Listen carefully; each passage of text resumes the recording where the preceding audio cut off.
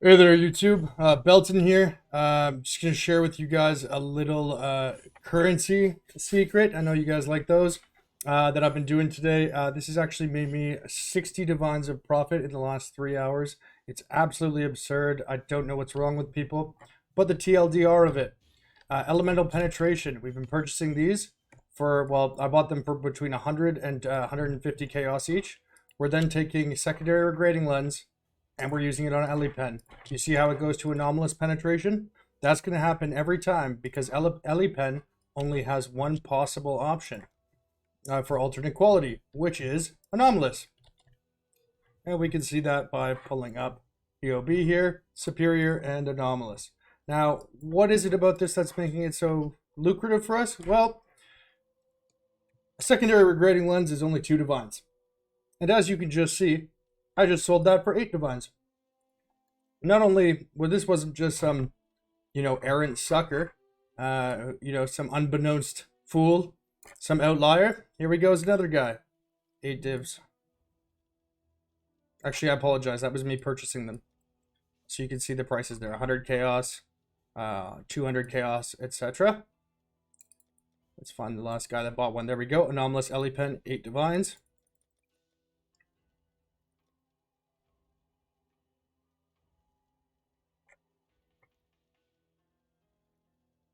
Anomalous EliPen, 8 divines. That's 4. Anomalous EliPen, 9 divines, 5. Anomalous EliPen, 8 divines, 6. Anomalous EliPen, 9 divines, 7. Anomalous EliPen, 8 divines, 8.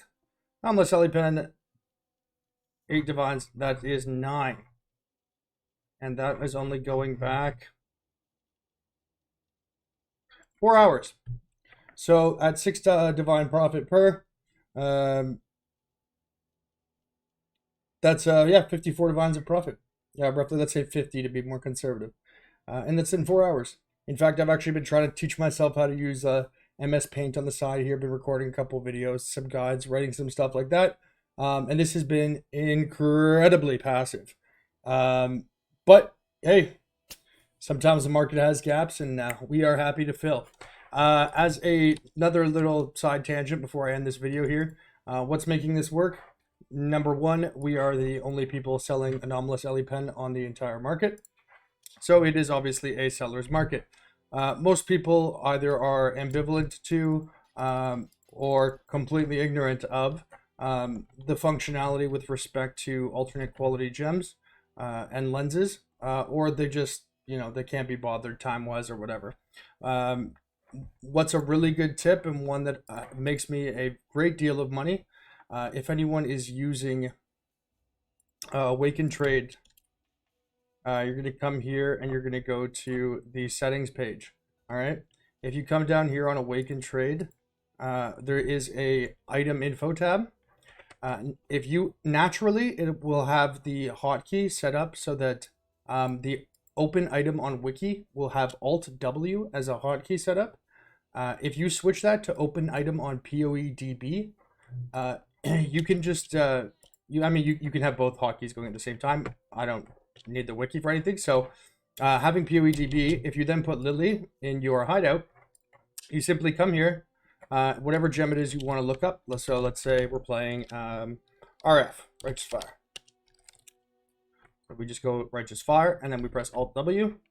Bada boom, bada bing, it pulls up the page, and we get to see exactly what the weightings are. So superior being the base gem always, right? That means and it has to obviously change the quality. So it's either going to go anomalous or divergent. As we can see, they both have a weight of 100, which means it's a 50-50. This is actually another case where it is rather lucrative. In fact, I actually haven't looked up the prices of Righteous Fire, but we'll do just a little quick taste test here. Taste test, Jesus. Whatever. These are tasty crafts. There we go. First one. And there we go. 2 divines. This was 0.8. 2 divs. 4 divs. 6 divs. 8 divs.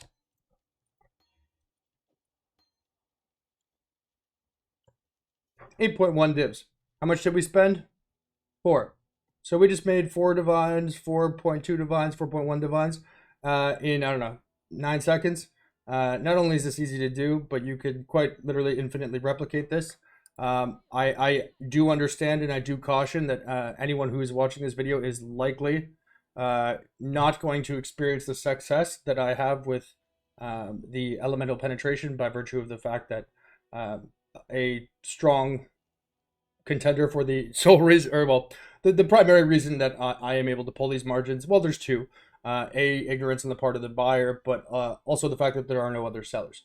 And so that's typically when you're going to find your best markets.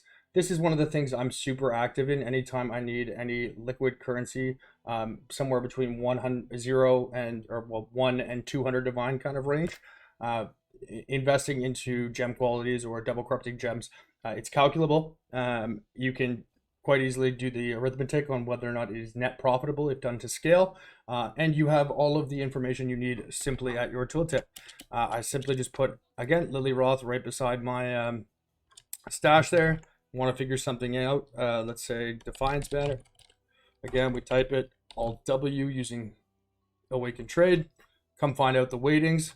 Another way to use this, of course, is that, all right, well, if it starts out as superior and we want anomalous, and the weighting collectively here is 10 and 100, that's 110. That means there's only a 1 in 11 chance for us to get anomalous, correct?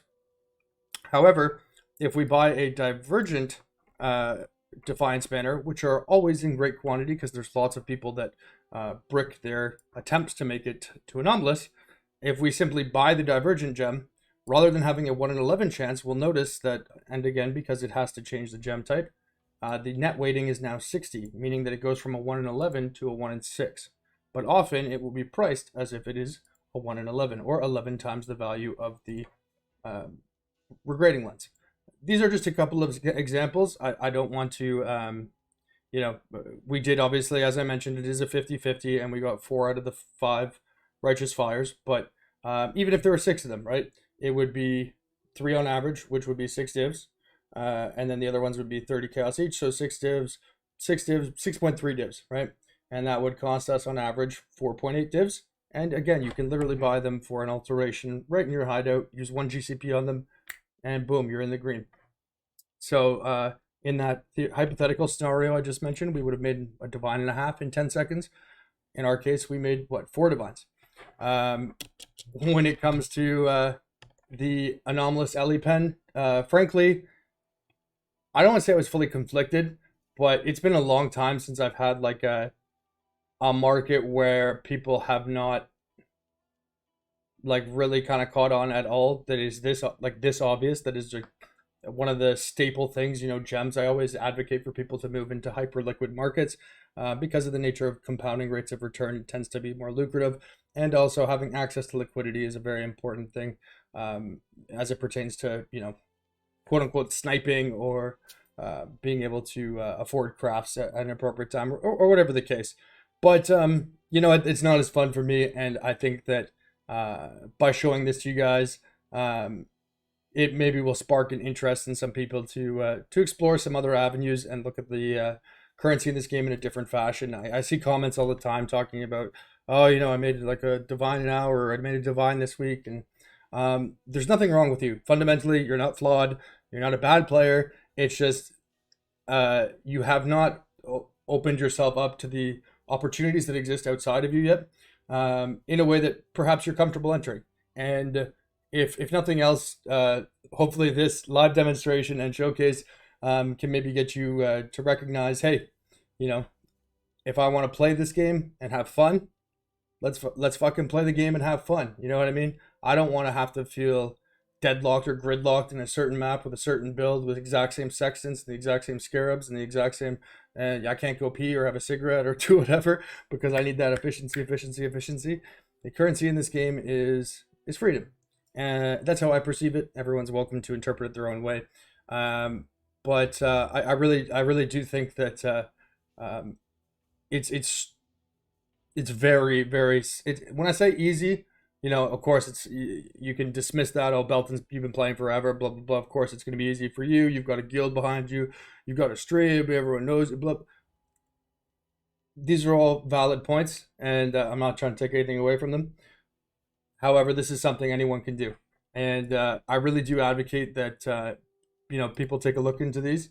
Um, if you want to take it a step further, and this is the last kind of like giveaway. I do actually have like a kind of a Rolodex of, wow, showing my age, a Rolodex. I kind of have like a list internally of of gems I fall back on that I know are very liquid, meaning that they will sell very quickly after I make them. In case I do them in bulk, this is rather important because you don't want to, let's say they're 5 divs, you craft 20 of them, and then in the time it takes those 20 to sell, 20 or 30 other people enter the market, and then it becomes a race to the bottom, and your margins, which might have been relatively thin to begin with, and were reliant on quantity, then become or get completely shredded. This occasionally happens when I craft jewels on stream. In fact, I actually I actually turned off my stream to record this video because I did just make a bunch of these, and I didn't want people to, like, when I upload this video on YouTube, I don't want people to go look on trade and then have people from stream who have undercut the market by 50%. This is not some miserly hoarding status thing. It's just a practical matter. However, as I said, please do be considerate of the fact that for these specific gems I've mentioned, if this video gains any traction, even if it's above 1,000, 2,000 views, it's very likely that that won't be there any further. However, hey, it's really easy to do the math, so just take the time to do that, and you'll have no problems. If you find yourself in a situation where the lenses in of themselves are failing to hit your targets or your payback or what you put in, what you can do is head over to PoE Ninja here, go over to skill gems. All right, now go down to level, motherfucker. Go to level, go to 20, go to quality, go to 20. Why do I do that? It removes awakened gems from it, and it removes the corrupted gems. This is how I tell what the valuable lenses are. So with respect to how do I, because there's hundreds of gems here, right? So Belton, how do you know which ones to go look at? Do you really sit there and Alt W each one? No.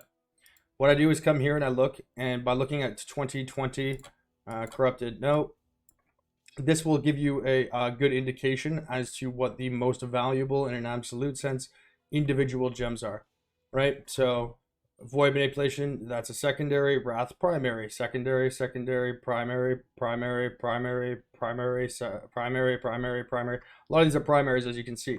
What I would do then is go to lay in my hideout, do a little Alt W trick, see if any of these have weightings, as we just showed you there, that work towards our favor. And if so, then there's an inefficiency in the market, then we take advantage. I don't go all in right away. Maybe we make a couple of them at first, and we make sure that they, because sometimes you go look on the trade site, there's only one or two of them. They're like 60 divines. You get all jacked up on Mountain Dew, and then you look 2 hours later, and you realize the actual price is like 20 divs, and 30 people just logged in or something like that. You don't want to get caught off guard. So, understanding the market in a more fluid and first-hand sense is an important element of this, and I don't want to dismiss that. But again, this doesn't take rocket science, and the last stage of it too would be to look into the corruptions. These are particularly lucrative, I will say, without going into specifics, because I don't want to ruin markets for any of you. I do encourage you guys to, if you haven't looked at this before, to take some time and to look in and find a market for yourself. But a lot of auras and anything really that has a vol option can be incredibly lucrative. Without giving away the specific values, what I would suggest looking up are the odds of a vol orb and the odds of the locus of corruption. Obviously finding out what the regrading lenses are, and then you can use this little tool here to see, all right, what's a 2120 worth, blah, blah, blah. Reverse engineer that, and you will be able to have some pretty solid data and actionable, actionable information. Really everything in PoE bears with it some risk. You know what I mean? If you put scarabs in a map, if you put certain sextants on a map, even though there's an expectation of return, you don't never really know for sure. Hey, if I paid a divine for this sextant, or I paid 80 chaos for this scarab, who's to say that I specifically make my money back? No one, really, right? The difference is that when you're in a map, it's far more of a Hail Mary. Now again, that these things over time less and less so, but with crafting, you have a very specific outcome that you're pursuing, right? You're not just hoping for the best. You know exactly what your end state is, and you can, if you actively seek this out, afford yourself the exact and specific data that either supports a net positive, net neutral, or net negative decision making. And hopefully today that some of this information I've provided you, for those of you who are ignorant of this, can send you down that rabbit hole. I know a lot of people too are ambivalent or opposed to playing the markets or whatever, and that's cool too, man. Different strokes, different folks. I do know that this league has become rather pricey. I myself had to use, well, did not have to, but crafting my staff today. I spent like 700 or 800 divines, a mirror and a third on Hinakora's locks. And a week ago, I would have paid, half a mirror for that. So those impacts are being felt across the economy wide, the mirror market more specifically because of certain actions. But certainly, there's definitely some pretty large amounts of inflation going on. And the rise of assets that are not pure currency in a relative sense is scaling up too. Inflation, what a love. But nonetheless, guys, yeah, I felt compelled. I know I've released a few videos today, but after like the 10th guy buying one of these anomalous Ellie pens for 6 divines more than what it costs, like I can't stress to you how easy this is. Look, Ellie pen, Ellie pen, Ellie pen. Secondary regrading lens, anomalous, anomalous, anomalous. Oh, bitch. Oh, I don't have quality on it.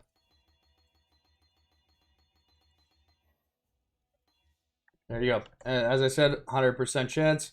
So we just spent 6 divs there, 100 chaos in each one of these, so 7.3 divs, and that's 24. So we just made 17 divines profit there, another 4 right there. In the course of this video, which is now at 15 minutes, we have made 21 divines of profit. How many? 6 of those were actualized or realized through that first trade.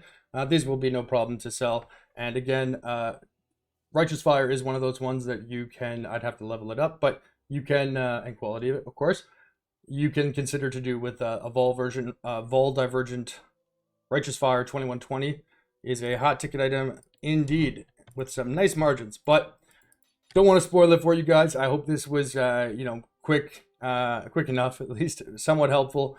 And for those of you who are struggling with some currency, I do have about, well, I actually have a document that has several hundred strategies that I've built over the years, but there's really about 5 or 6 things I kind of cycle daily here. On a bad day, I would make a mirror or so roughly.